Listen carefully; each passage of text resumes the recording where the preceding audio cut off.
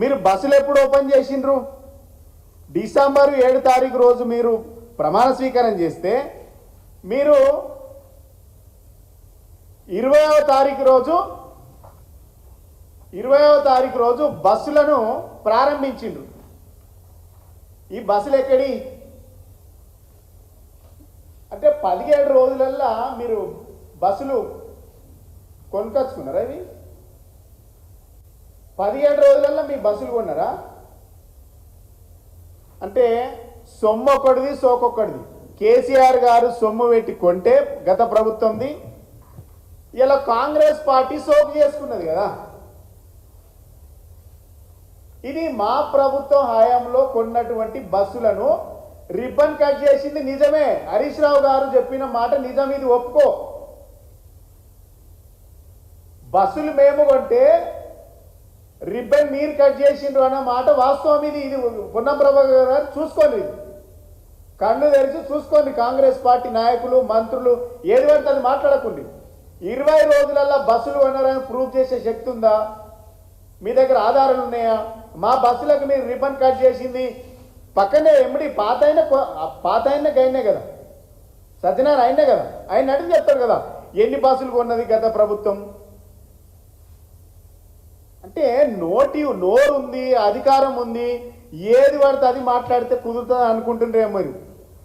ఇవన్నీ మీరే కదా, ఇవన్నీ ఉన్నాయి. ఎండి అన్లు ఉన్నాడు, ఆయనే మళ్ళీ ఉన్నాడు.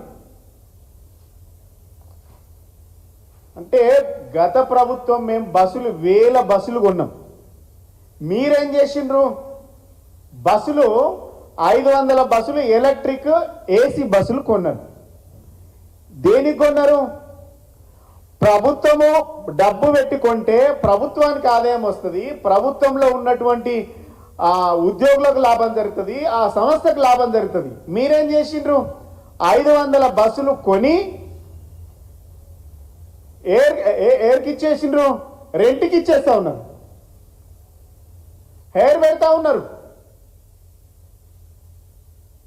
వాటిని ఆ రోజు మీ ప్రభుత్వం ఏం చేసింది? మీరు ఆ కంపెనీలకు ఇవ్వద్దు, ఓలెక్టా జేబిఎం కంపెనీలు ఏవి ఆనాడు ఈ కంపెనీలకు ఇస్తూ ఉంటే మెగా కంపెనీలకు ఇస్తూ ఉన్నారనేసి మీరు మమ్మల్ని బదనాం చేసిండ్రు. ఈ కంపెనీలు ఓలెక్టా జేబిఎం సంస్థలు ఎవరియో బహిర్గతం చేయాలి. ఈ 500 బస్సులు ఏసీ ఈ ఎలక్ట్రిక్ బస్సులు ఇలా ప్రైవేట్ చేతులకు వెళ్ళిపోయింది. ఇలా ఆర్టీసీని దారాదత్తం చేస్తూ ఉన్నారు. ఇలా ఆర్టీసీ సంస్థ కొంటే యువతకు ఉపాధి కలుగుతుంది, ఆర్టీసీకి లాభాలు వస్తాయి. మీరేం చేస్తుండ్రు? ఈ వీటిని తీసి ప్రైవేట్ కంపెనీలకు అంటగట్టిండ్రు. అగ్రిమెంట్ జరిగింది, బాజాబ్తా చెప్తున్నా. ఒలెక్టా జేబిఎం కంపెనీలకు అగ్రిమెంట్ చేసిండ్రు 500 బస్సులు. ఎక్కడెక్కడ? ఇప్పుడు విషయం ఏంటంటే ఈ కంపెనీలు ఈ రెండు కంపెనీలకు 500 బస్సులను హైర్ పెట్టి మొత్తం డిస్టిక్లో ఉన్నటువంటి డిపోలను కూడా వాళ్ళ కంట్రోల్కి ఇస్తున్నారు. ఇంతకంటే దుర్భాగ్యం ఏముంటుంది? మీరు మేనిఫెస్టోలో ఏం చెప్పిండ్రు? ఇది మీ మేనిఫెస్టో, అభయస్త మేనిఫెస్టో, పేజీ నంబర్ 28, ఆర్టీసీ సిబ్బంది సంక్షేమం. ఆర్టీసీ కార్మికులను ప్రభుత్వంలో విలీన ప్రక్రియ పూర్తి చేసి 2 పిఆర్సీ బకాయిలను వెంటనే చెల్లిస్తామని చెప్పిండ్రు.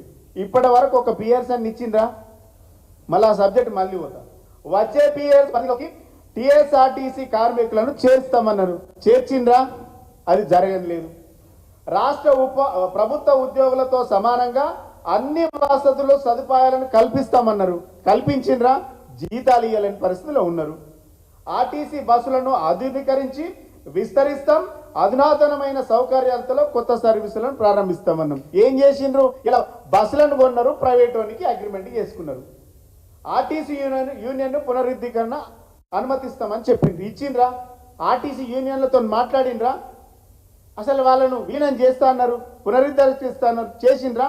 ఇవన్నీ బక్వాస్, బోగస్ మాటలు మీ అన్ని. ఇలా మీరు ఏం చేస్తూ ఉన్నారు?